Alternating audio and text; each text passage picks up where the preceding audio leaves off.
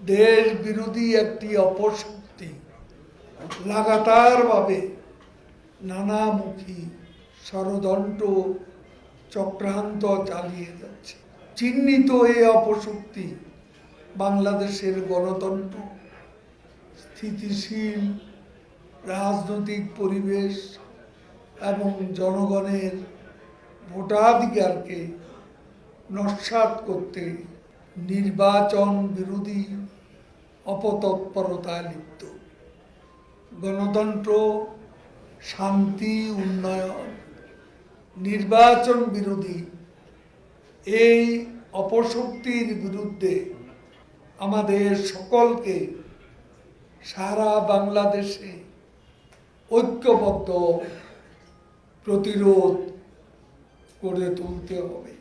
বাংলাদেশের জনগণের কাছে এই সব